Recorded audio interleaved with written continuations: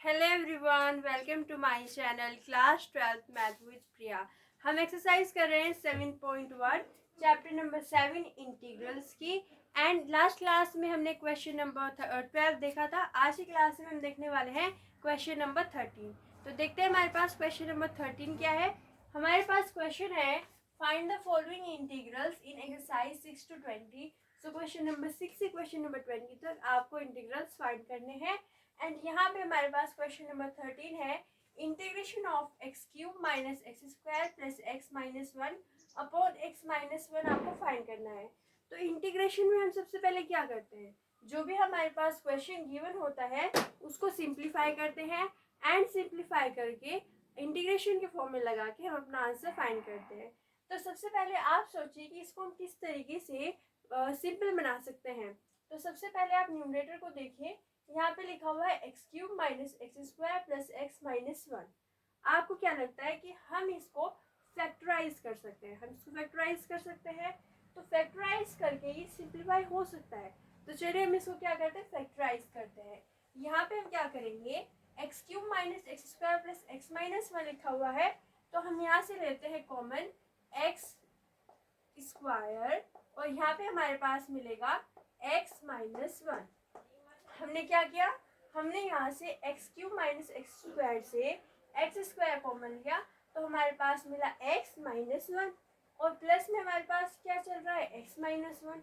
तो x minus one में से क्या कॉमन लेंगे, हम वन कॉमन ले लेंगे, तो हमारे पास क्या मिलेगा, एक्स माइनस वन मिलेगा।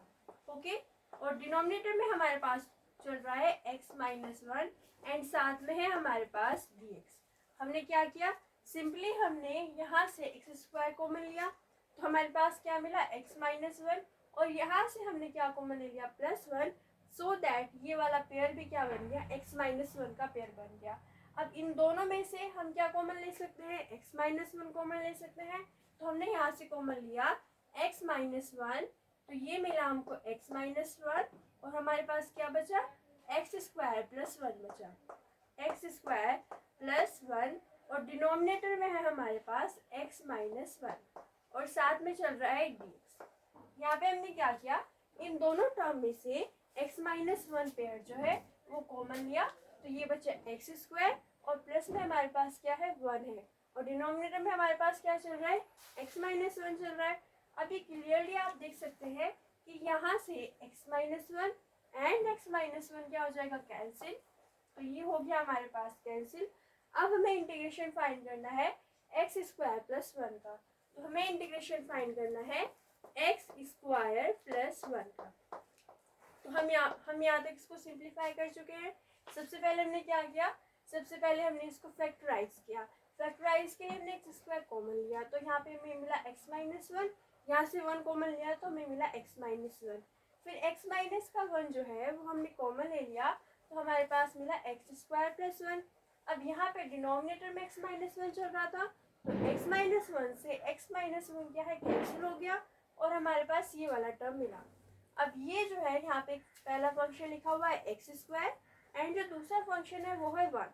तो हम इंटीग्रेशन को क्या कर लेते हैं, सेपरेट कर लेते हैं। इंटीग्रेशन को हम सेपरेट कर सकते हैं, तो हमने क्या किया, इंटीग्रेशन को सेपरेट कर लिया, तो ये हो गया integration of x square d x square d x, और प्लस में हमारे पास आया integration of one D x. Integration को सेपरेट करने पे हमें क्या मिला, ये जो है एक्स स्क्वायर के पास चला गया और इंटीग्रेशन जो है वो वन के पास चला गया।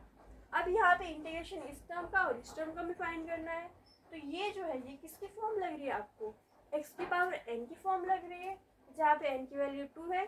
तो इंटीग्रेशन ऑफ एक्स की पावर एन क्या होता है, इंटीग्रेशन ऑफ एक्स की पावर एन होता है हमारे पास एक्स की पावर एन प्लस वन और डिनोमिनेटर में एन प्लस वन।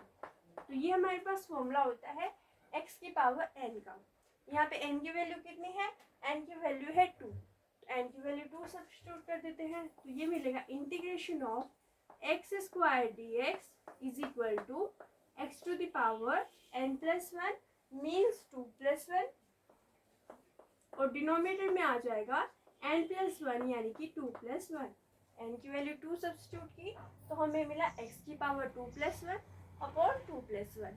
ये सिंप्लीफाई करके हमें क्या देगा, एक्स क्यूब और डिनोमिनेटर में आ जाएगा 3। हमें इंटीग्रेशन ऑफ एक्स स्क्वायर मिल चुका है एक्स क्यूब बाय 3, वो हम यहाँ पे सब्स्टिट्यूट कर देंगे तो ये हमें मिलेगा एक्स क्यूब बाय 3। अभी से नहीं लगाना है क्योंकि हमारे पास इंटीग्रेशन ऑफ 1 भी बचा हुआ है। इंटीग्रेशन ऑफ 1 क्या होता है? इंटीग्रेशन ऑफ 1 होता है x।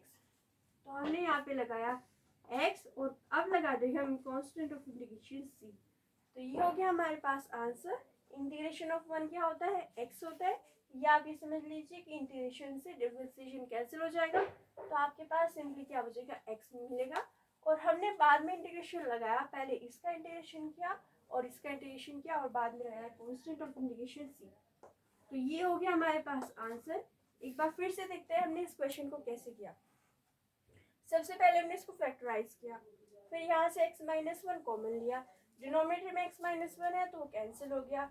इंटीग्रेशन को सेपरेट किया, इंटीग्रेशन ऑफ एक्स स्क्वायर होता है x cube by 3 and integration of 1 होता है हमारे पास x और प्लस में आ गया कांस्टेंट ऑफ इंटीग्रेशन c।